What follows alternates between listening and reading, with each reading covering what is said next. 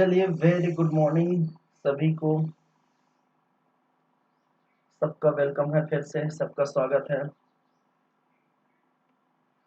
हमारे YouTube channel पर जिसका नाम है सीजी कंप्यूटर्स। ठीक है, आप देख रहे हैं इंडियन हिस्ट्री की क्लासेस लगातार जारी है, जिसमें से एंशिएंट हिस्ट्री ऑफ इंडिया, प्राचीन भारतीय इतिहास देख पा रहे हैं। और लगातार चल रहे हैं मौर्य एम्पायर, मौर्य काल या मौर्य साम्राज्य। और मौर्य एम्पायर का आज फिफ्थ पार्ट है, पांचवा पार्ट है, पांचवा भाग है जो हम देखने वाले हैं। ठीक है, क्या कुछ खास है आज की क्लास में वो हम बात करेंगे, देखेंगे। तो जैसे कि मैंने कहा था कि हमारा क्लास इन्हीं सब बातों पर जो है आगे बढ़ेगा, जहाँ पर मौर्य साम्राज्य 323 ईसा पूर्व बीसी से 184 बीसी तक ये चलता है, जहाँ पर जानकारी के स्रोत बहुत पहले देख चुके हैं, मौर्य प्रशासन देख चुके हैं, मौर्य प्रशासन का विस्तार देख चुके हैं। ठीक है, प्रमुख शासक के बारे में चंद्रगुप्त मौर्य, बिंदुसार की बातें हो चुकी है। बातें यहाँ पर जारी है किसकी? अशोक की। ठीक है, अशोक का आज बोल सकते हैं थर्ड क्लास है। ठीक है, तीसरी क्लास है अशोक के बारे में। तो पिछले क्लास में अशोक के बारे में बहुत कुछ हमने जानकारी प्राप्त की थी। ठीक है, अशोक के बारे में, उनके परिचय के बारे में देखे थे। अशोक के कलिंग युद्ध के बारे में हमने बात की थी कि किस प्रकार से कलिंग युद्ध देखने को मिला था। ठीक है, और बहुत ज्यादा ही यहाँ पर रक्त तप्त बहा दिए थे। ठीक है, खुद अशोक ने, ठीक है, कलिंग युद्ध में इतने सारे लोगों को जब मरते हुए देखे, उसका जो है हृदय परिवर्तन हो गया था। ठीक है, और उन्होंने बौद्ध धर्म स्टार्ट कर देते हैं, बौद्ध धर्म मानना स्टार्ट कर दिया। कलिंग युद्ध कब हुआ था भाई? कब हुआ था? 261 बीसी। ठीक है, अपने राजवंश के 8वें वर्ष, 8वें वर्ष कहने का मतलब राजवंश 269। ठीक है, तो ये याद रखिए। फिर हमने बात की थी उनके जो है अभिलेखों के बारे में, पिछले क्लास में हमने अभिलेख शिलालेख के बारे में बात की थी। ठीक है, जहां पर बृहद शिलालेख देखे थे, 14 बृहद शिलालेख, 14, 14 बृहद शिलालेख देखे थे, जो 6, ठीक है, जो सॉरी जो 8 स्थानों से प्राप्त थे। जहां पर पाकिस्तान में हमने बात की थी, पाकिस्तान में कौन सा भाई? तो क्या क्या नाम था? क्या क्या नाम था? ठीक है, एक मानसेरा, ठीक है, और दूसरा शाहबाजगढ़। पाकिस्तान में एक मानसेरा और दूसरा शाहबाजगढ़ लिखे थे। ठीक है, वहीं पर उत्तराखंड की बात करें तो उत्तराखंड में कालसी हमने बात की थी, 3 हो गए। ठीक है, फिर उड़ीसा में जौगढ़, ठीक है, धौलिया जौगढ़ तो शिलालेख लिखे थे, 3 और ये 2 5 हो गए। एक जो है आपके आंध्र प्रदेश में हम बात किए थे, और आंध्र प्रदेश में एरागुड़। ठीक है, तो 5 1 6 हो गए। एक बच गया जाता है आपका महाराष्ट्र, जो 112। ठीक है, 112 शिलालेख कहाँ पर? महाराष्ट्र में। और एक जो है गुजरात गिरनार अभिलेख। ठीक है, ये हो गए 8। तो 8 अलग अलग स्थानों पर जो है क्या देखने को मिला था? 14 बृहद शिलालेख देखने को मिला था। और 14 के 14 बृहद शिलालेखों के बारे में हमने बात की थी। प्रथम शिलालेख में क्या कहा है अशोक ने, द्वितीय में क्या कहा है, तृतीय में क्या कहा है, ठीक है, चतुर्थ में क्या कहा है, ठीक है, रज्जु को नियुक्ति की गई थी, पंच में क्या कहा गया है, धर्म महामात्र की नियुक्ति की गई थी। ठीक है, प्रथम में हत्या न करना वगैरह बहुत सारी चीजें जो हमने देखे थे। ठीक है, शिलालेख की बात कर चुके हैं, अभिलेखों की बात कर चुके हैं।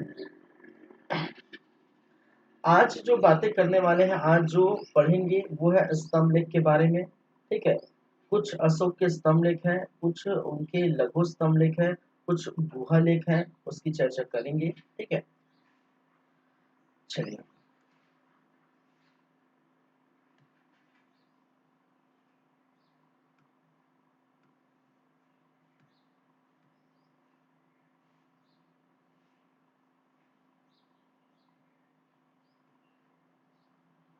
अशोक के स्तंभ लेख, ठीक है, अशोक के स्तंभ लेख।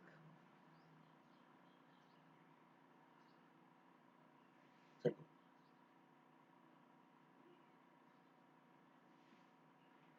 और मैंने कहा था कि अशोक के स्तंभ लेख के बारे में कि ये 7 अलग-अलग इस जो 6 अलग-अलग स्थानों में इसको संख्या कितनी है? 7 है, ठीक है? के बारे में मैंने क्या कहा था कि इनकी जो संख्या है वो कितनी है?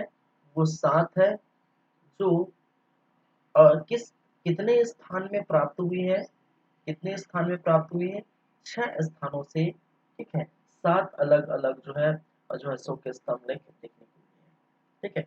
स्तंभ लेख कहने का मतलब है, ठीक है, स्तंभ लेख कहने का मतलब है कि इस प्रकार से कोई जो स्तंभ में पोल टाइप की जो है क्या होगी?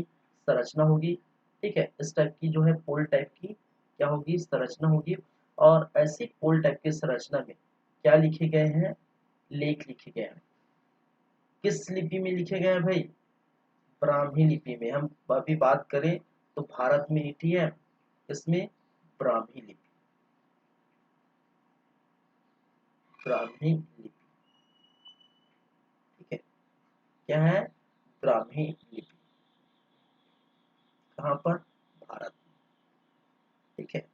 भारत की पर्टिकुलर बात करें, क्योंकि अन्य में तो आप देखेंगे, जहाँ पाकिस्तान में हमने देखे, ठीक है, बृहद से जो है शिलालेख में, तो पाकिस्तान में जो है आपके शाहबाजगढ़ी, मानसेरा, ठीक है, मानसेरा और शाहबाजगढ़ी, ये दोनों जो है खरोष्टी लिपि में लिखे गए थे। ब्राह्मी लिपि में लेफ्ट से राइट लिखा जाता है, खरोष्टी लिपि में राइट से लेफ्ट जो है उल्टे में लिखे जाते हैं। वही पाकिस्तान में ग्रीक और अरमाइक लिखे थे, ठीक है? यहाँ पर जो है ब्राह्मी लिपि में लिखे गए थे क्या? स्तंभ लेख। तो यही क्या है? ये स्तंभ लेख। हाँ,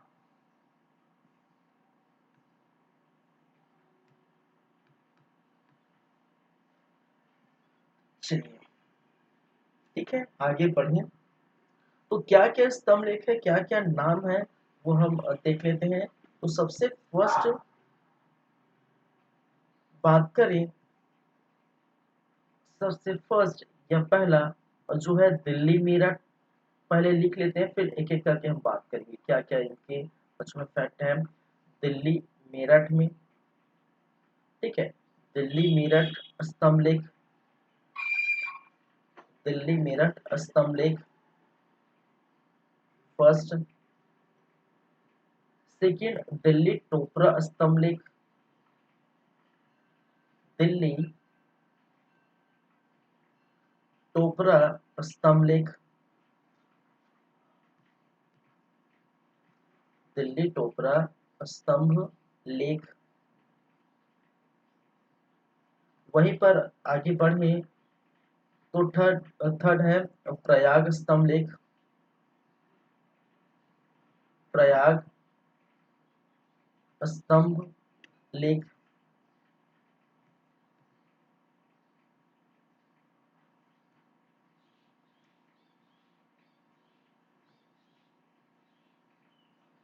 चौथा, लौरिया अहराज,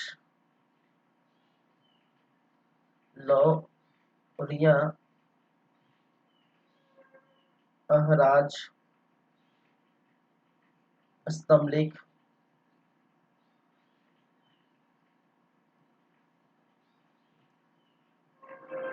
पांचवा, लौरिया नंदनगढ़,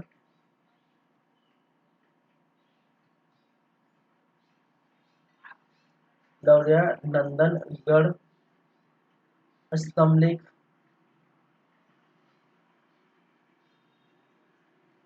ठीक है। रामपुरवा स्तंभ लेख, छठा है क्या है? रामपुरवा स्तंभ लेख।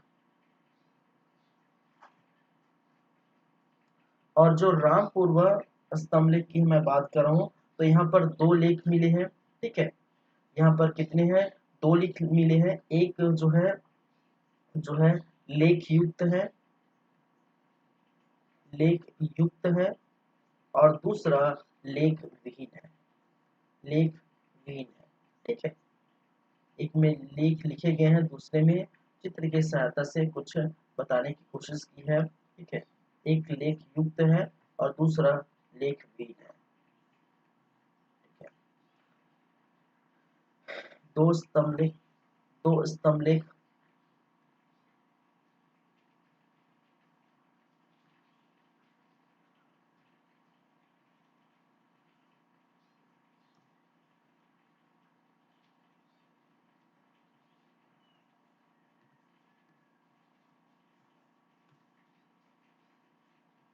चलिए, तो इस प्रकार से आप देख पा रहे हैं 6 अलग अलग स्थानों से 7 मिले हैं। ठीक है, तो एक आपका ये हो गया। ठीक है, ये आपका एक ये हो गया, ये दूसरा है, ये तीसरा है, ये चौथा है, ये पांचवा है, ये छठा है और ये सातवां है। ठीक है, तो 7 की संख्या में 6 स्थानों पर, ठीक है, इसको फालतू में लिख दिया। ठीक है, अब दिखाई दे ही रहा है। ठीक है, 7 की जो संख्या में 6 अलग अलग स्थानों पर क्या मिले हैं, अशोक के स्तंभ लेख देखने को मिला है। ठीक है, इसको याद रखिए, ध्यान रखिए। चलिए, अब इसके बारे में एक एक करके पढ़ेंगे, थोड़ी थोड़ी जानकारी है। ठीक है, तो सबसे पहले हम बात करेंगे दिल्ली मेरठ स्तंभ लेख।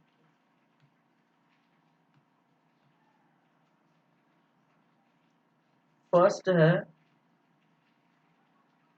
दिल्ली मेरठ स्तंभ लेख। ठीक है, तो ऐसे लिख देता हूँ, स्तंभ लेख, दिल्ली मेरठ स्तंभ लेख। चलिए, दिल्ली मेरठ स्तंभ लेख। ठीक है, ये प्राप्त कहाँ हुआ था?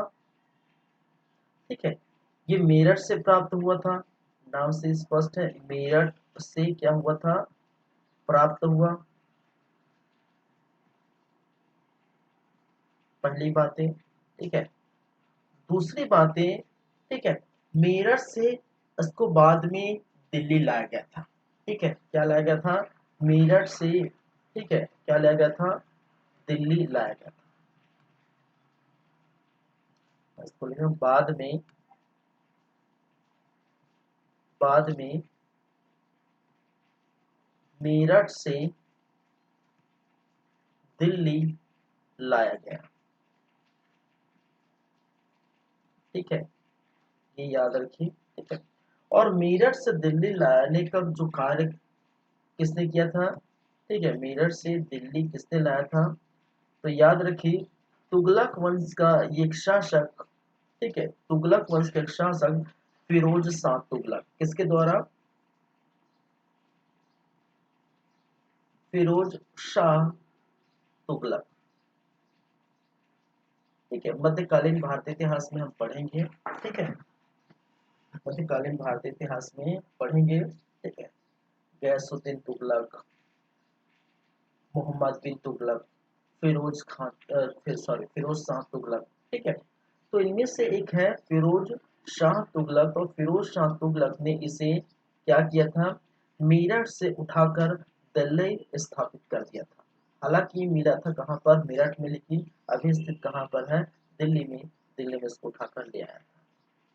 ठीक है, क्योंकि ये दिल्ली सल्तनत, ठीक है, हम पढ़ेंगे जब दिल्ली सल्तनत जितने भी है, ठीक है, ये किसकी, कौन से शासक है दिल्ली सल्तनत में? ठीक है, तुगलक वंश का। ठीक है, तुगलक वंश। चलिए, और दिल्ली में कहाँ पर स्थान पर स्थापित किया है? दिल्ली में, ठीक है, दिल्ली में किस स्थान पर है? तो पुस्तक के शिखार महल में स्थापित है। दिल्ली में कहाँ पर? पुस्तक ए शिकार महल में क्या है, स्थापित है? क्या है? पुस्तक के शिकार महल में स्थापित किया गया है। किसको? इस दिल्ली मेरठ स्तंभ में। ठीक है, चलिए, इसकी बातें हो गई, इतनी बातें याद रखिए। चलिए, दूसरा है, सेकंड जो है, दिल्ली टोपरा स्तंभ लेख। ठीक है, दिल्ली टोपरा स्तंभ लेख, स्तंभ लेख, ठीक है, दिल्ली टोपरा स्तंभ लेख, ठीक है।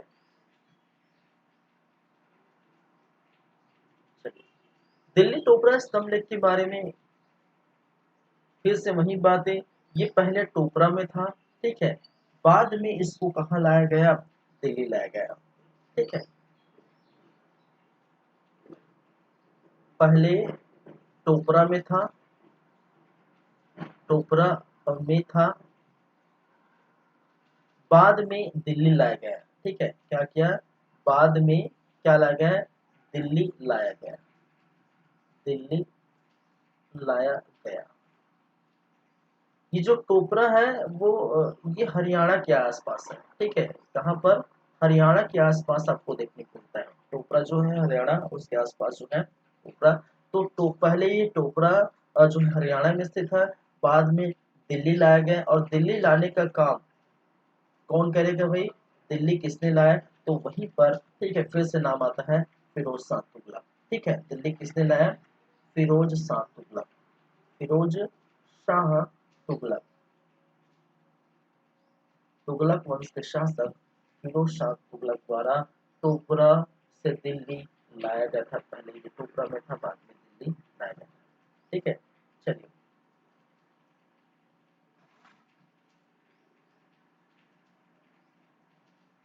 इसका दूसरा नाम, इसका दूसरा नाम भी देखने को मिला है, इसका दूसरा नाम मीनार ए जरीन कहा गया है, मीनार ए जरीन, ठीक है। जब फिरोज शाह तुगलक में से दिल्ली लाया और उनका नाम बाद में देखने को मिला कि मीनार ए जरीन कहा गया इसको, ठीक है।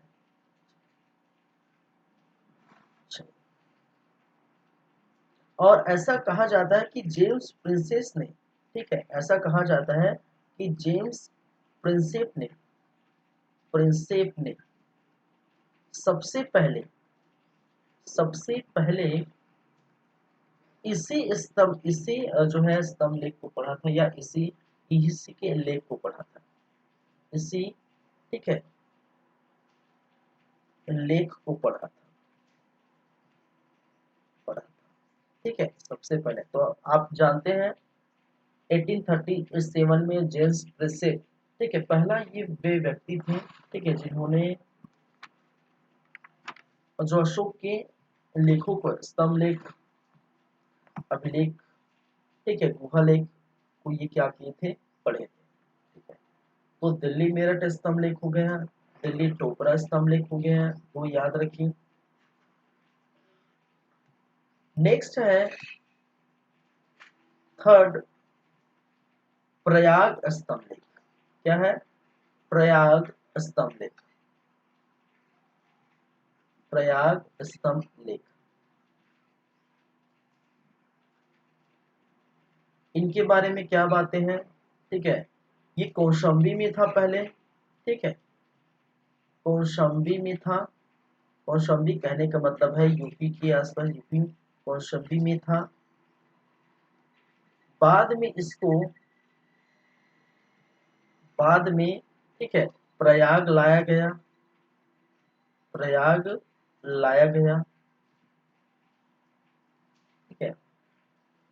चलिए, और कहा जाता है कि प्रयाग जो है वो किसके समय, जहांगीर के समय लाया गया था, जहांगीर द्वारा, ठीक है, प्रयाग जो है कौशाम्बी से कई बुकों में अकबर लिखा हुआ है, ठीक है, कई बुक में जहांगीर लिखा हुआ है, ठीक है, याद रखिए। चलिए, इसे इलाहाबाद के किले में रखा, इलाहाबाद के किले में रखा गया था, क्या किया, रखा गया था।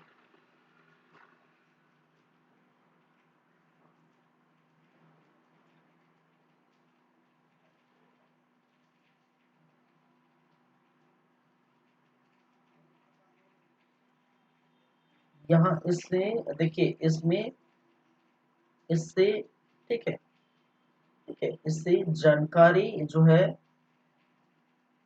इससे अशोक समुद्रगुप्त,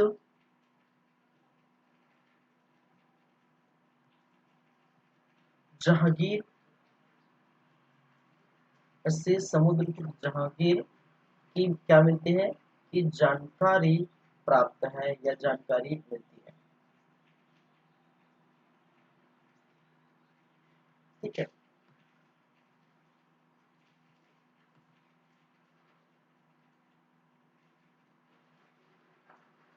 चलिए, इस स्तंभ से, प्रयाग स्तंभ से किसकी किसकी जानकारी मिलती है भाई? एक अशोक की, समुद्रगुप्त की और जहांगीर की जानकारी हमें मिलती है। चलिए, तो ज्यादा कुछ खास नहीं है, इसको नाम याद रखिए। लोरिया अहराज,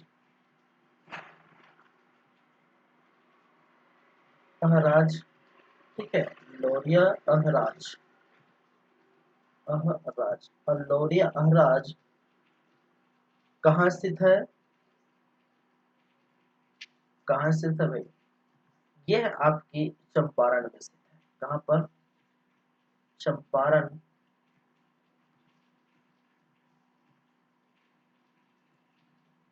चंपारण में स्थित है।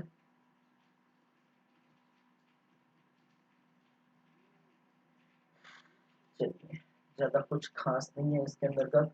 और अगर मैं पांचवा भी यही लिख देता हूँ, लोरिया नंदनगढ़, क्या है? नंदनगढ़, ये भी कहाँ स्थित है? ये भी चंपारण में स्थित है। ये भी क्या है? चंपारण में स्थित है।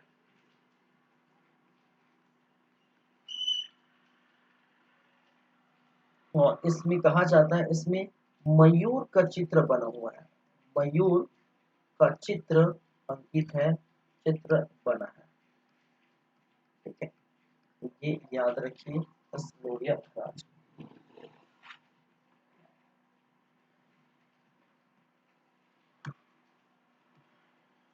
लास्ट जो है, ये चार पांच और छठवा, ठीक है, लास्ट जो है रामपुर व स्तंभ लेख।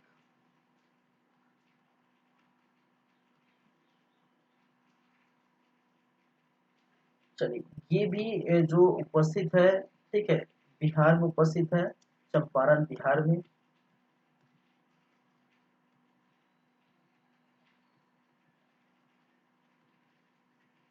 बिहार में स्थित है, पहली बात है। इसके दो थे, ठीक है, दो भाग थे। मैंने कहा था एक भाग जिसको हम बोले थे लेख युक्त, लेख युक्त क्या था, और एक लेख विहीन था। दूसरा जो थे वो क्या थे? लेख विहीन। एक लेख युक्त था और दूसरा लेख विहीन थे।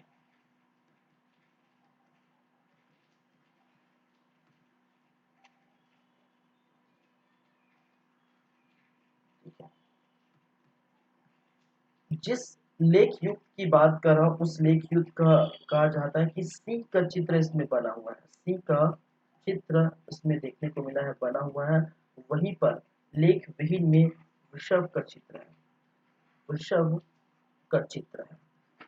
ठीक है, तो ज्यादा कुछ खास नहीं है इसमें। ठीक है, इसमें बस आपको नाम याद रखना है। ठीक है, इनके बारे में नाम याद रखना है, और कहाँ कहाँ पर स्थित है, और कौन कौन से स्थान पर, ठीक है, किस शासक ने कौन किस किस स्थान पर ये स्थित रखवाया है या कहा गया है। चलिए,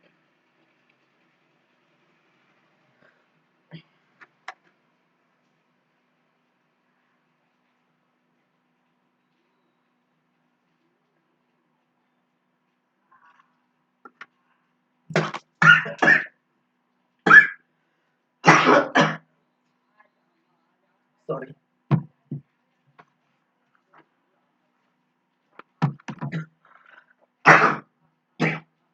2 मिनट वेट करें।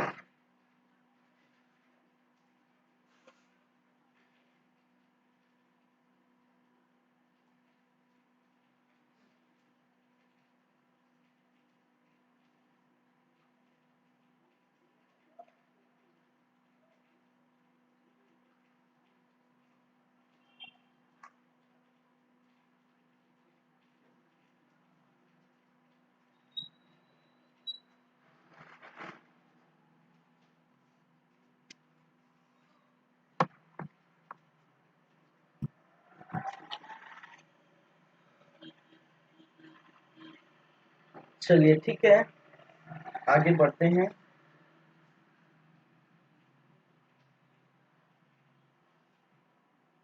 चलिए हो गया।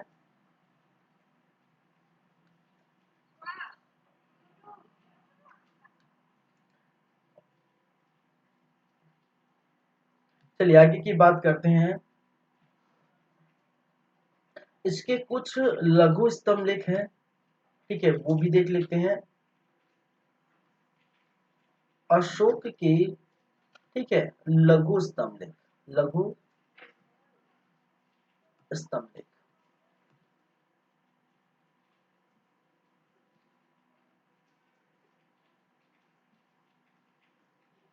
अशोक के लघु स्तंभ लेख वो कौन कौन से हैं? एक तो है जो है सांची का,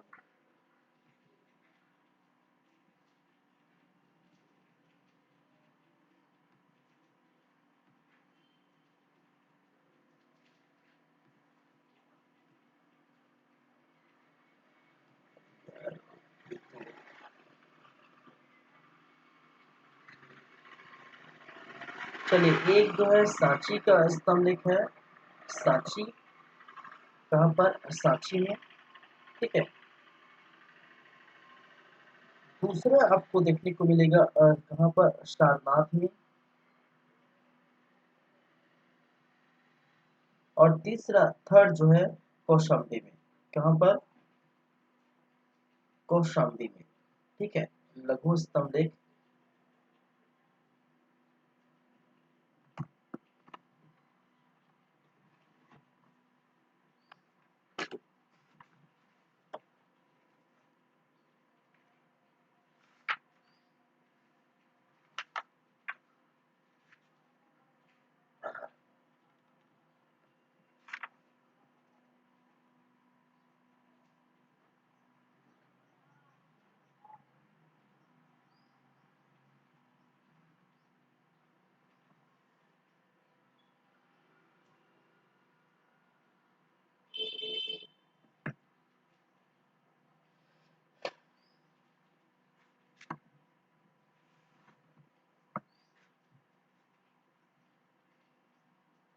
चलिए, मैंने कहा एक जो है कहाँ पर?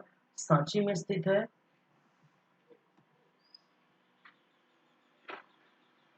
दूसरा सारनाथ में स्थित है। तीसरा या थर्ड और जो है कौशाम्बी में स्थित है। किसमें स्थित है? कौशाम्बी में, ठीक है।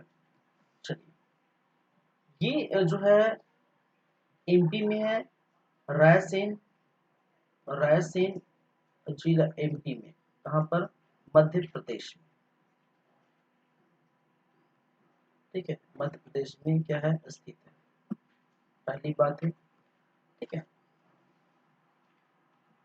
वहीं अगर इसकी बात करें, सारनाथ की बात करें, तो ये वाराणसी में स्थित है। वाराणसी यूपी में स्थित है। यहाँ पर? यूपी, उत्तर प्रदेश में स्थित है, ठीक है। और जो सारनाथ स्तंभ के बारे में आप जानते हैं, ठीक है, इनके बारे में आप जानते हैं, इस प्रकार की जो है संरचना देखने को मिलती है।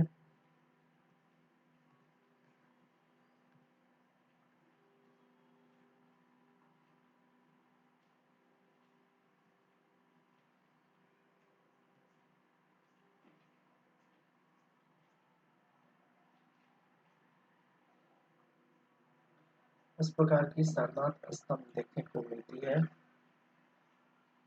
और यहाँ पर जो है क्या बना रहता है? चक्र इस प्रकार से क्या है? बना रहता है।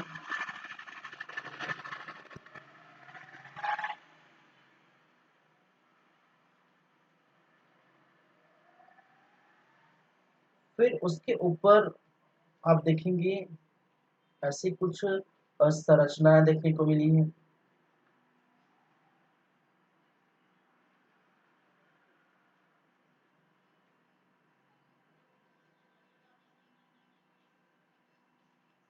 और यहाँ पर भी एक जो है चक्र संरचना यहाँ पर भी बना,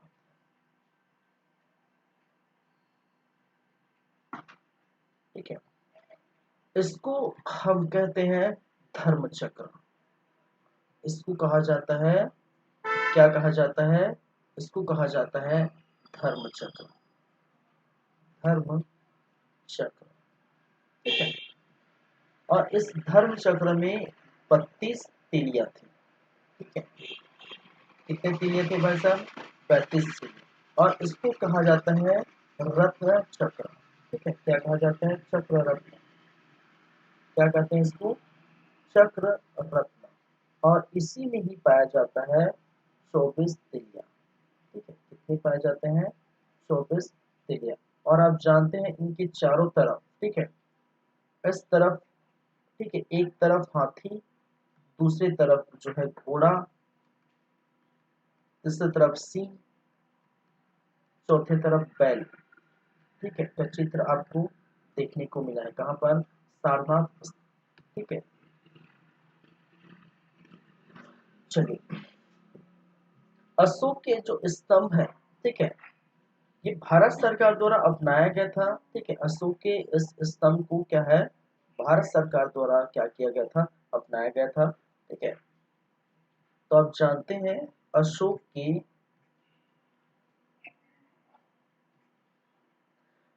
स्तंभ को 26 जनवरी 1950 को अपनाया गया था।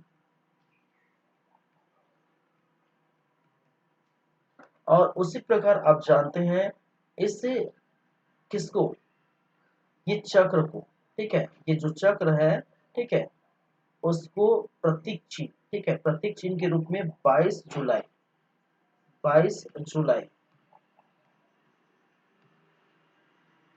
22 जुलाई 1947 को, ठीक है, अपनाया गया। ठीक है, तो तिरंगे झंडे पर जो आप अशोक चक्र देख रहे हैं, ठीक है, देखते हैं, ठीक है, जिसमें 24 तिलें होती हैं, उसी को 22 जुलाई 1947 को भारत सरकार द्वारा अपनाया गया। तो वहीं पर अशोक स्तंभ लेख को 26 जनवरी 1950 को क्या किया गया था, अपनाया गया था। ठीक है, तो ये भी याद रखिए। खैर ये तो आपको, ये तो हम पढ़ेंगे कहाँ पर, संविधान वाले पोर्शन में अलग से हम पढ़ेंगे, लेकिन ये बात आगे तो हुआ। ठीक है, चलिए, इसके बारे में अगर बात करें तो ज्यादा कुछ नहीं है, कौशाम्बी में जो है स्थित है। ठीक है, पहली बात मैं यही लिख देता हूँ, कौशाम्बी में स्थित है।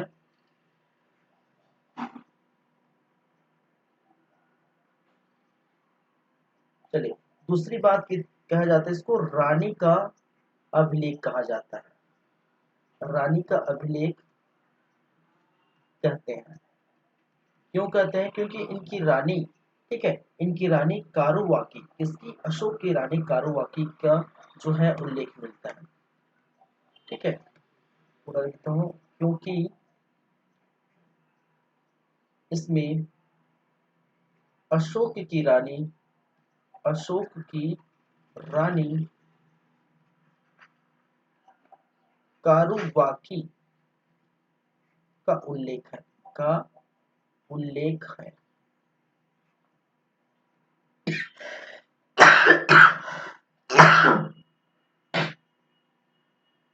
सॉरी,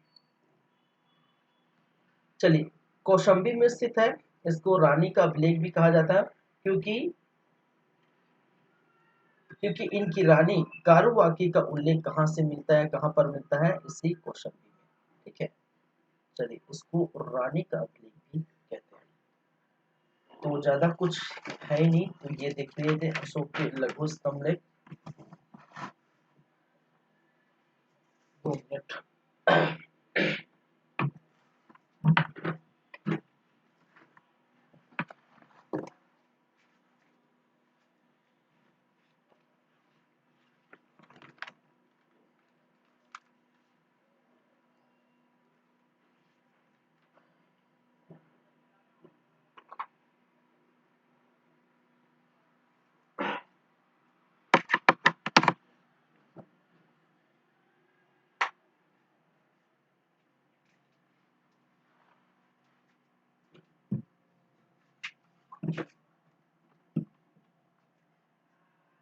चलिए नेक्स्ट चलते हैं। नेक्स्ट हम बात करेंगे अशोक के कुछ, ठीक है, ये तो स्तंभ लेख हो गया, लघु स्तंभ लेख हो गया, कुछ तराई अभिलेख, ठीक है, कुछ तराई अभिलेख है। तराई अभिलेख कहने का मतलब जो तराई के स्थान, नेपाल के तराई में स्थित है, नेपाल के तराई में मिले, ठीक है, उसको तराई स्तंभ लेख कहा जाता है।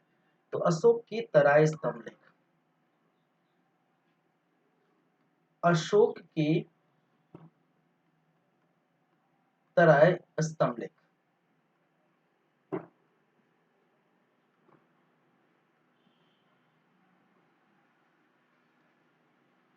चलिए, जिसकी बातें मैं कर चुका हूँ, 2 स्थानों पर देखने को मिले हैं और संख्या कितनी है, 2 है, ठीक है। तो एक जो है तराई एक है जो है रोमनदेई, ठीक है, एक है रोमनदेई, क्या है, रोमनदेई। दूसरा है निगलीबा, क्या है, निगलीबा।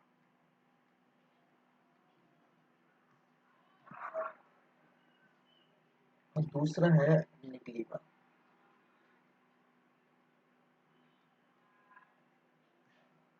ठीक है। एक है रुक्मातेई और दूसरा है निगलीबा, ठीक है। क्या क्या बातें हैं, तो जाहिर सी बात है, मैंने कहा था कि ये नेपाल के तराई में स्थित है। कहाँ पर है ये जो स्थित है, कहाँ पर, नेपाल के तराई में, दोनों है, जाहिर सी बात है, नेपाल की, नेपाल की तराई में स्थित है, तराई में स्थित।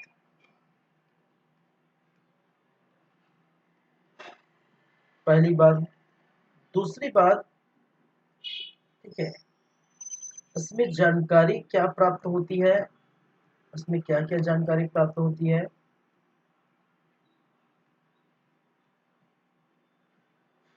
तो इसमें कर व्यवस्था की जानकारी प्राप्त है, राजस्व व्यवस्था, राजस्व व्यवस्था, ठीक है, वित्त, वित्त व्यवस्था, आर्थिक व्यवस्था,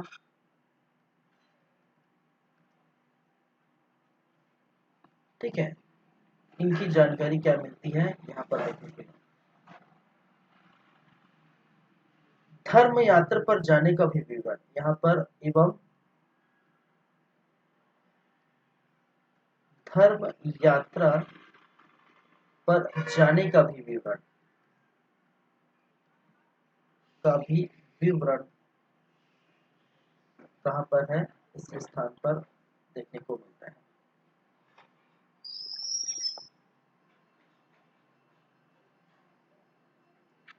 चलिए, धर्म यात्रा जाने की जो है विवरण कहने का मतलब है, ठीक है, देखिए अशोक जो है, ठीक है, अशोक अपने राज्याभिषेक के 20वें वर्ष, ठीक है, अशोक कहा जाता है कि आप जानते हैं अशोक के बारे में, अशोक ने बौद्ध धर्म अपना लिया था। क्या धर्म अपनाया था, बौद्ध धर्म अपनाया था। बौद्ध धर्म अपनाने के साथ साथ उन्होंने, ठीक है, धम्म की भी शुरुआत कर चुके थे, ठीक है, धम्म की शुरुआत कर चुके थे। यहाँ पर बौद्ध धर्म का प्रचार प्रसार भी कर रहे थे, और इन धर्मों के प्रचार प्रसार के लिए, धर्मों को आगे बढ़ाने के लिए, बौद्ध धर्म को आगे बढ़ाने के लिए विभिन्न अधिकारियों की भी नियुक्ति की थी। जहाँ पर हमने देखे थे रज्जुक्कू नामक अधिकारी की नियुक्ति देखने को मिला था, ठीक है, जो आपके बृहद शिलालेख में देखे थे कि इसमें चौथे, 4th नंबर के शिलालेख में इसका विवरण है, इसका उल्लेख है, ठीक है। रज्जुकों का जो विवरण है वो चौथे शिलालेख में देखने को मिला था। 5वें शिलालेख में वहीं पर धर्म महामात्र नामक जो धार्मिक अधिकारी का उल्लेख मिलता है, ठीक है। तो धर्म का प्रचार प्रसार करने के लिए धार्मिक अधिकारी, ठीक है, को पूरी तरह से व्यवस्था करने के लिए ये रखे गए थे। और साथ ही साथ यहाँ पर रुक्मई जो स्तंभ लेख है वहां पर, ठीक है, ये देखा गया कि धर्म यात्रा पर जाने का विवरण, ठीक है, कहा जाता है। सॉरी, आज क्या हो रहा है।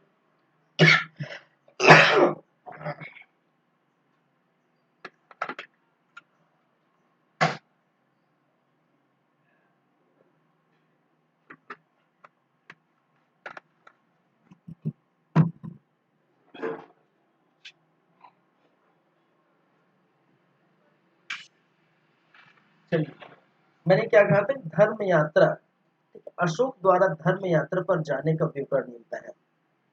अशोक ने अपने राज्याभिषेक के 20वें वर्ष, ठीक है, अशोक ने अपने राज्याभिषेक के 20वें वर्ष लुम्बिनी की यात्रा की थी, लुम्बिनी की यात्रा की थी। और लुम्बिनी के बारे में आप जानते हैं, भली भांति परिचित होंगे। गौतम बुद्ध का जन्म, ठीक है, गौतम बुद्ध का जन्म कहाँ हुआ था भाई साहब? लुम्बिनी में, ठीक है, नेपाल की तराई में, ठीक है, लुम्बिनी में, ठीक है, नेपाल की तराई में हुआ था। और इन्हीं की यात्रा, ठीक है, अशोक ने अपने राज्याभिषेक के 20वें वर्ष देखने को मिला था, ठीक है, 20वें वर्ष ये किए थे।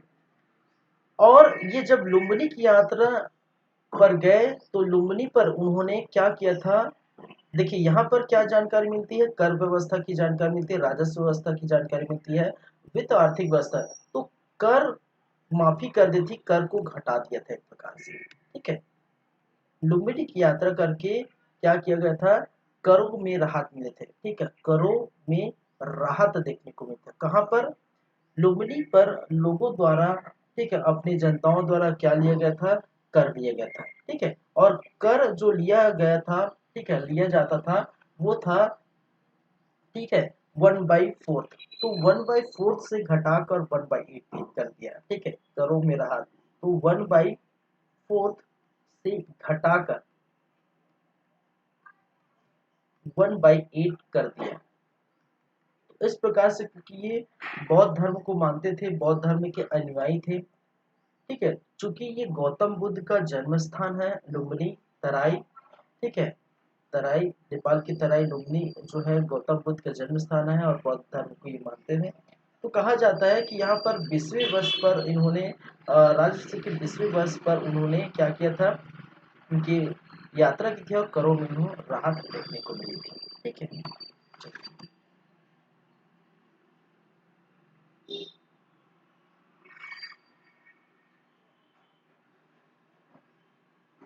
चलिए, इनके बारे में कुछ खास ज्यादा नहीं है, बस इतना सा है, ये भी क्या मिला था, जो है ये भी नेपाल की तराई में स्थित है, ठीक है, ये भी नेपाल की तराई में स्थित है, पहली बात। और दूसरी बात, इनमें ये जानकारी मिलती है कि अशोक ने कनक मुनि की प्रतिमा लगाई थी, ठीक है, कनक मुनि की, ठीक है, प्रतिमा बनाई थी। जानकारी क्या मिलती है यहाँ पर कि अशोक ने, ठीक है, बुद्ध कनक मुनि की प्रतिमा, ठीक है, लगाई थी। ये जानकारी मिलती है किससे, निगली व स्तंभ लेख से, ठीक है। चलिए,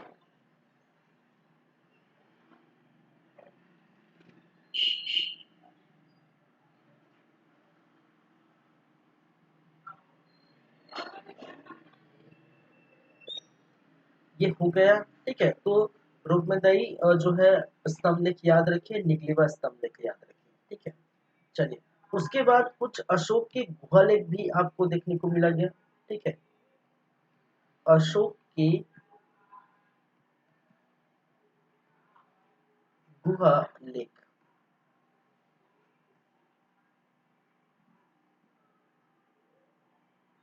क्या है, अशोक के गुहा लेख। अशोक के गुहा लेख के बारे में याद रखिए, यह दक्षिण बिहार में स्थित है, ठीक है, दक्षिण बिहार के गया जिले में क्या है, स्थित है, गया जिले में स्थित बराबर की पहाड़ी, ठीक है, बराबर नामक पहाड़ी की 3 गुफाओं की दीवारों पर लेख होती है कि 3 गुफाओं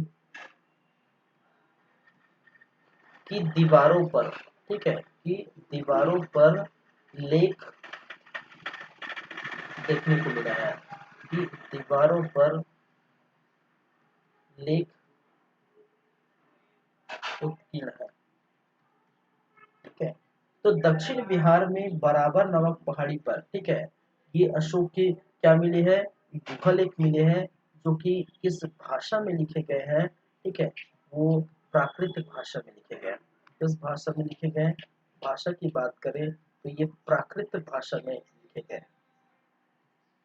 चलिए, तो अगर बात करें पहाड़ी गुफा की,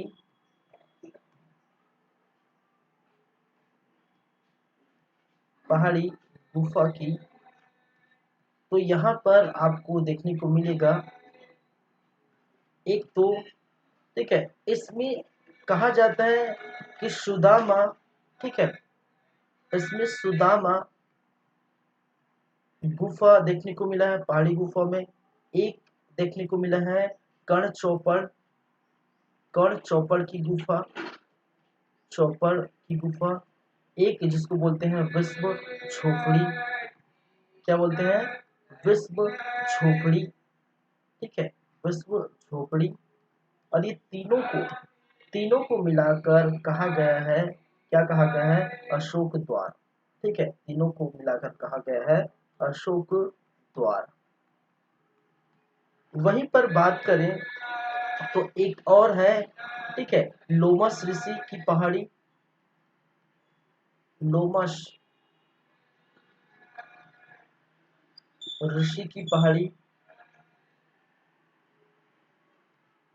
और इसको जो है दशरथ द्वार कहा गया है, इसको दशरथ द्वार कहा गया है।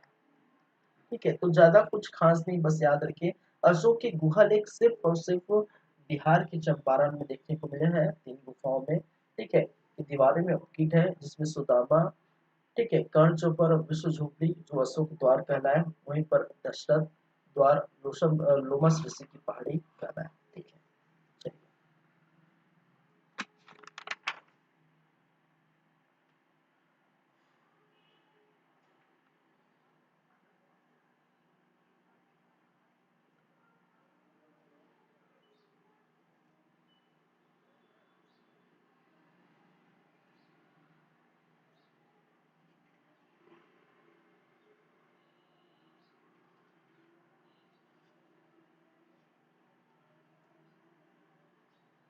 आगे बढ़े, और आगे हम देखेंगे, उसके बाद हम बात करेंगे अशोक का जो है थंब। ठीक है, क्या है, आगे हम बात करेंगे अशोक का थंब। ठीक है,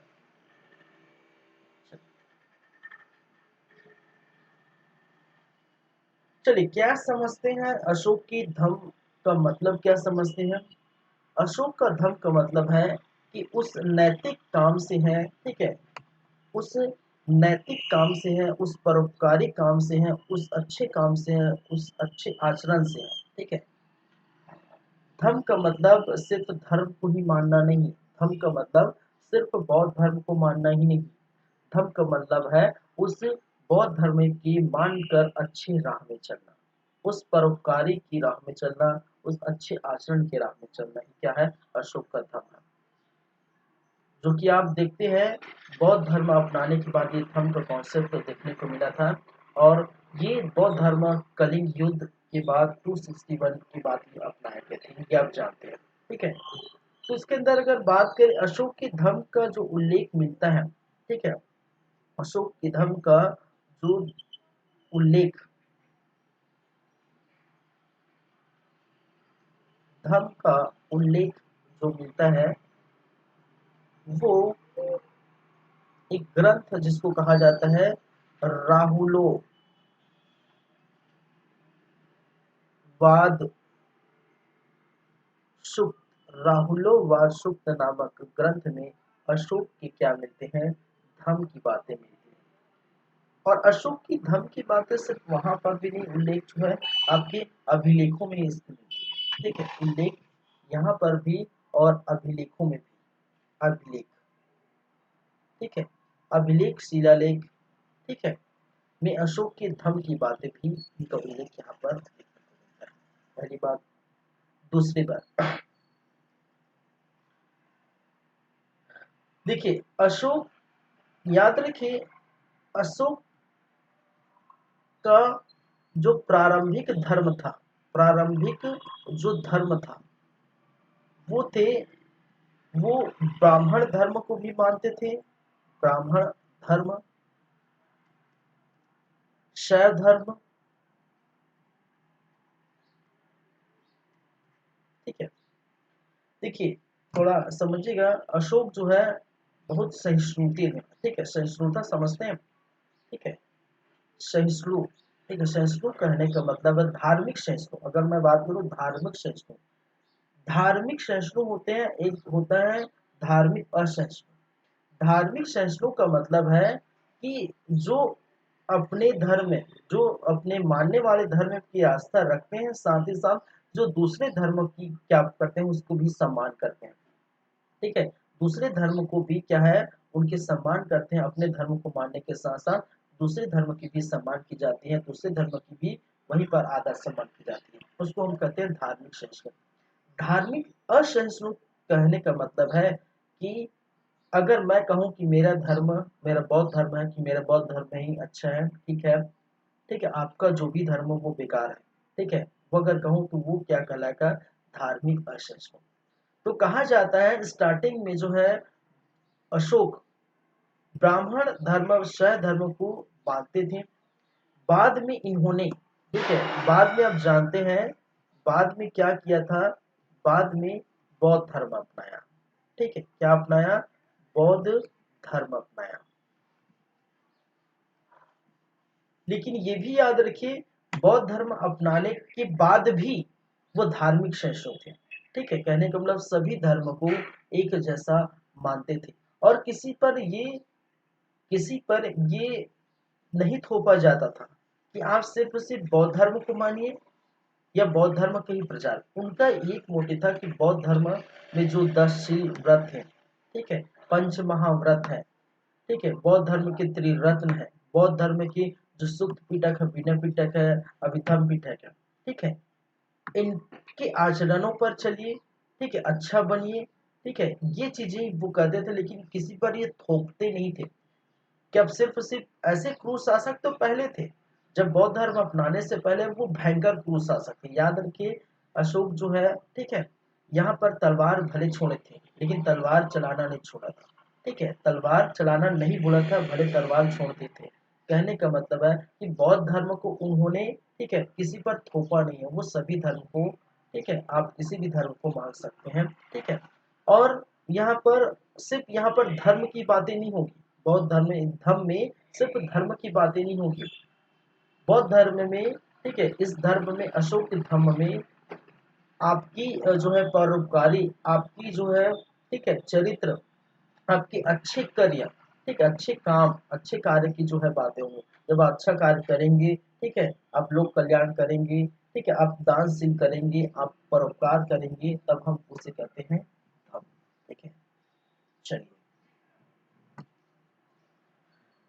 अगर मैं कहूं अशोक की धम, अशोक की धम,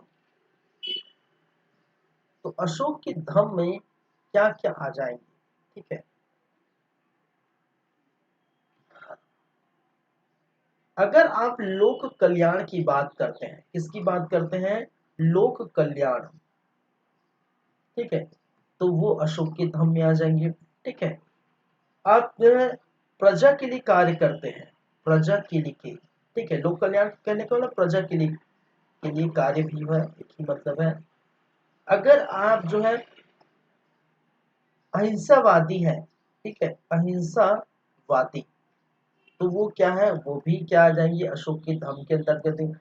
माता पिता का आदर करना चाहिए, ठीक है, इसमें क्या कहा गया, माता पिता का आदर, आदर। अशोक के धम्म में क्या क्या निम्न, उचित व्यवहार करना चाहिए, उचित व्यवहार, अच्छा व्यवहार, ठीक है।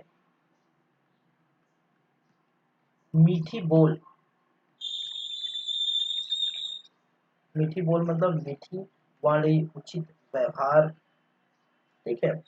दानशीलता, आप में अगर दानशीलता है तो वो भी क्या है, अशोक की धर्म के अंदर क्या है, ठीक है।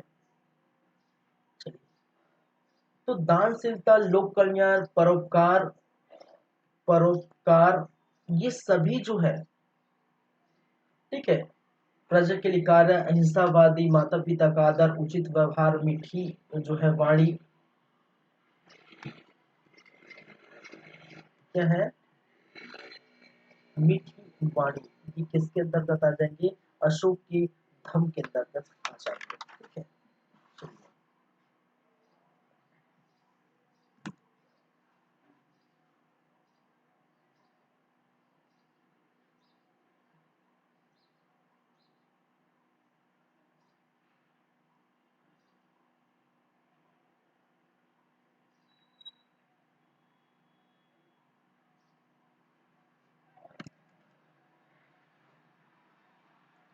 चलिए, अशोक के धर्म का प्रचार अगर देखें, अशोक ने जो है धर्म का प्रचार किया, उसको भी हम देख लेते हैं।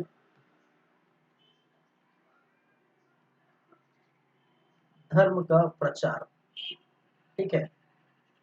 अशोक ने, एक तो पहली बात है, धर्म का प्रचार किस किस देखने को मिला है, ठीक है। एक तो राज्यभिषेक, ठीक है, राज्यभिषेक के 14वें वर्ष, ठीक है, राज्यभिषेक,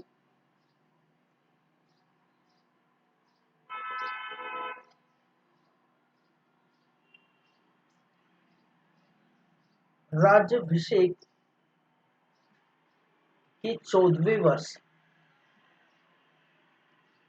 पांचवें शिलालेख में क्या लिखा है, पांचवें शिलालेख, पांचवें शिलालेख में, ठीक है, क्या लिखा है शिलालेख में, ठीक है, एक धार्मिक, ठीक है, किसकी नियुक्ति की बात की है पांचवें शिलालेख में, धर्म महामात्र, ठीक है, क्या है, धर्म महामात्र अधिकारी, ठीक है, धर्म महामात्र, जो कि क्या है, एक धार्मिक अधिकारी थे, ठीक है, क्या थे, धार्मिक अधिकारी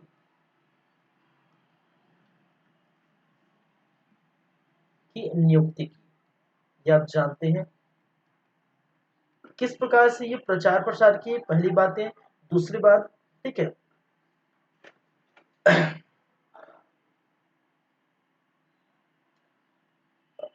राज्यभिषेक के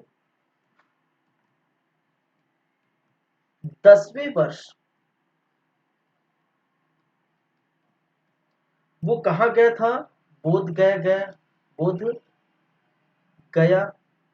और 20वें वर्ष राज्यभिषेक के, और 20वें वर्ष प्रचार प्रसार के उन्होंने लुम्बिनी गया, कहाँ गया, लुम्बिनी गया, जो हमने देखे अभी, लुम्बिनी, ठीक है। तो बोध गया जहां पर बुद्ध को, गौतम बुद्ध को ज्ञान मिला था, लुम्बिनी जहां पर, ठीक है, नेपाल की तराई लुम्बिनी में, ठीक है, उनका जन्म हुआ था। तो ये प्रचार प्रसार, अपने पुत्र, अपने पुत्र एवं, ठीक है, अपने पुत्र का नाम आप जानते हैं, महेंद्र, महेंद्र एवं पुत्री संघमित्रा, ठीक है, संघमित्रा, पुत्री संघमित्रा को,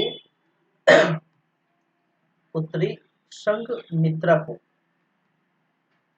पुत्र महेंद्र और पुत्री संघमित्रा को, ठीक है, धर्म प्रचार हेतु श्रीलंका भेजा, धर्म के प्रचार हेतु कहाँ भेजा था भाई साहब, श्रीलंका भेजा था, श्रीलंका भेजा था।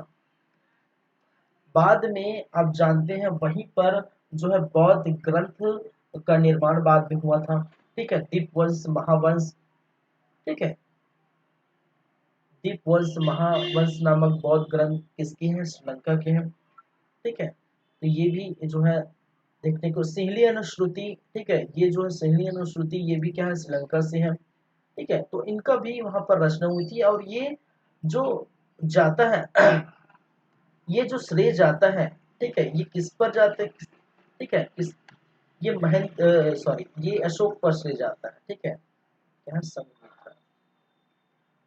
ये श्रेय किसको जाता है, ये अशोक को जाता है कि देखिए भारत देश में मैंने कहा कि जैन धर्म हम पढ़े हैं हमने बौद्ध धर्म पढ़े हैं, तो जैन धर्म एक तरह से भारत में ही सिमट के रह गया था।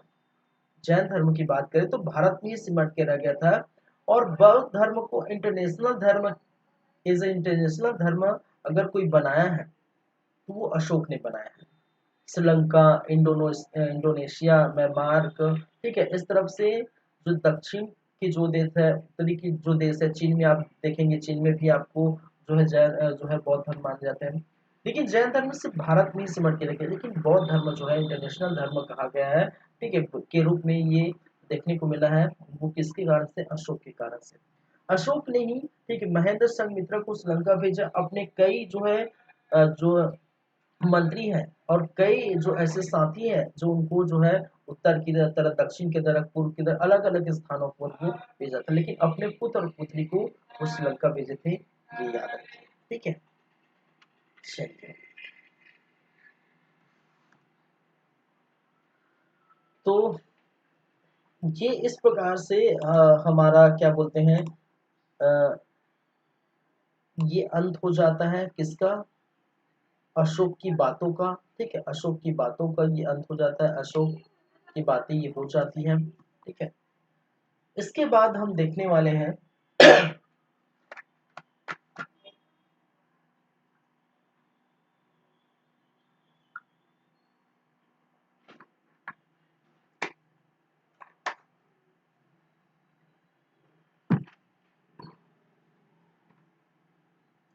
चलिए, इसके बाद अशोक का अंतिम अगर बात करें, अशोक का अंत, ठीक है, अशोक की अंत,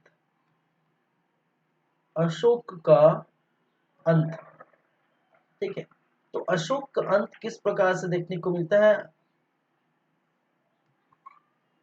इनकी मृत्यु कब होती है भाई साहब, इनकी मृत्यु 232 बीसी, ठीक है। तो पहले जो बनने वाले हैं वो चंद्रगुप्त मौर्य थे, चंद्रगुप्त मौर्य।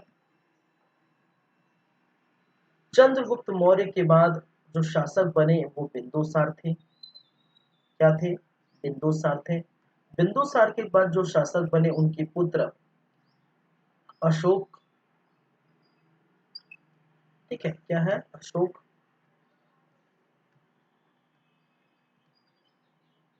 अशोक के बाद जो शासक बने वो कुणाक, जो इनके ही पुत्र थे अशोक के। अशोक के बाद, कुणाक के बाद जो है दशरथ। दशरथ के बाद जो शासक बने वो तिष्य।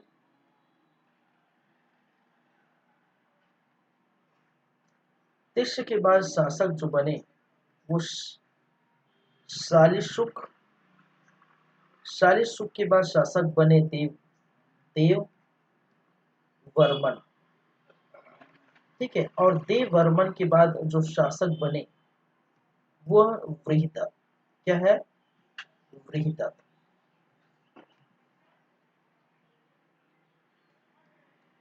वृहदत्त,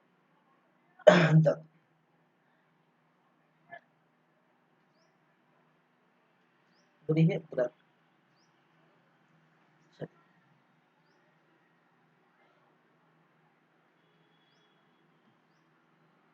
ये हम देखें, इनके बारे में याद रखिए, ये क्या थे, मौर्य वंश का अंतिम शासक।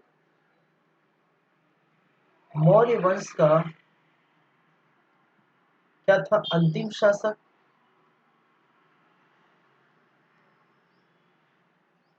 ठीक है। वृहदत्त को जो है पुष्यमित्र शुंग ने, ठीक है, पराजित कर,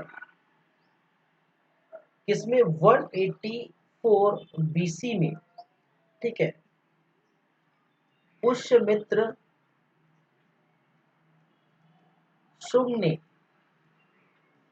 पुष्यमित्र शुंग, पुष्यमित्र शुंग ने पराजित कर शुंग वंश की नींव डाली थी, शुंग वंश की नींव डाली थी, ठीक है। याद रखिए जो पुष्यमित्र शुंग थे वो इनके सेनापति थे, पुष्यमित्र शुंग वृद्धदत्त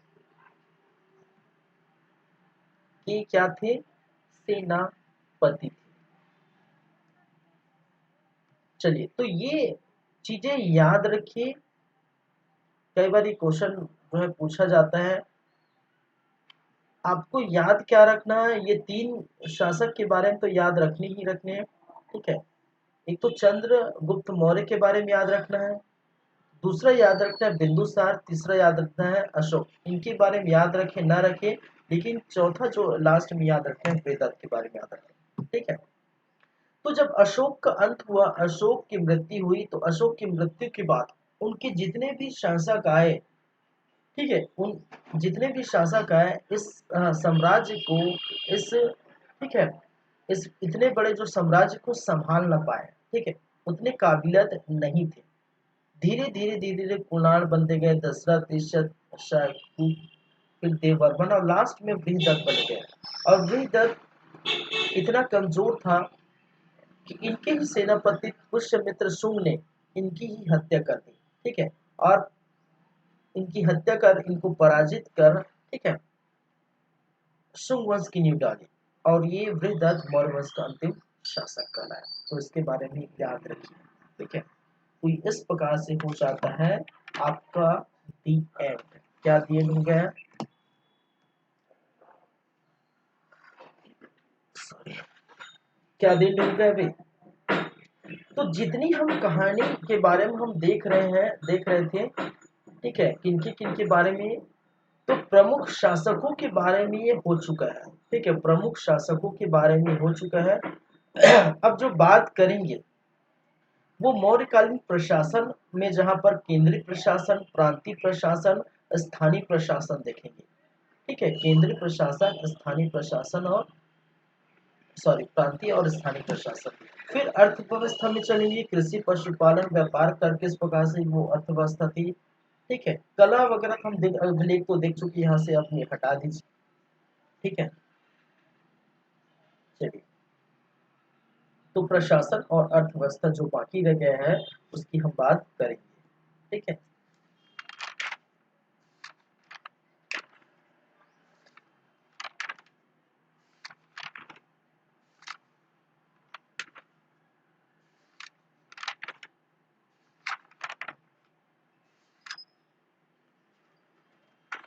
ये मान के चलिए कि 2 से 3 क्लास, 2 से 3, ठीक है। तो आज 5 है, 3 क्लास और मोटा मोटी मान के चलिए, तो 5 से 8 क्लास आपका खत्म हो जाए 8 क्लास में, ठीक है। तो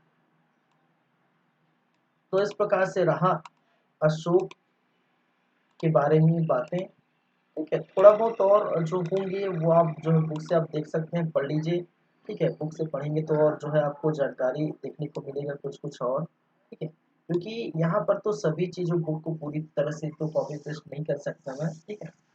तो बुक में और भी बहुत सारी जानकारी है, उसको आप देख लीजिए, याद रखिए। चलिए, तो एंशिएंट हिस्ट्री की क्लासेस लगातार जारी है। हमारा यूट्यूब चैनल आप देख पा रहे हैं, सीजी कंप्यूटर्स, ठीक है। देखते रहिए, लगातार जारी रहेगा और भी जो सब्जेक्ट की क्लासेस। और चैनल को याद रखिए, लाइक करिए, सब्सक्राइब करिए, ठीक, कमेंट करिए जो भी आपको डाउट है, और शेयर भी करिए, ठीक है, अपने दोस्तों तक पहुंचाइए। तो इस प्रकार से हमारा क्लास चलता रहेगा। नाम याद रखिए, सीजी कंप्यूटर्स, ठीक, यूट्यूब चैनल है, ठीक है। चलिए, जो रायपुर से आपको देखने को मिलता है, ठीक है। आगे बढ़े, आगे बढ़े कहने का मतलब है अब समय आ चुका है चलने का, अब चलेंगे। और नेक्स्ट हम बात करेंगे इसके बाद जो है मौर्यकालीन प्रशासन व्यवस्था। ठीक है, थैंक यू, मिलते हैं। ठीक है, तब तक के लिए अपना ख्याल रखें, अपने फैमिली का ख्याल रखें, अच्छे से पढ़िए, एग्जाम करते हैं। चलिए, धन्यवाद।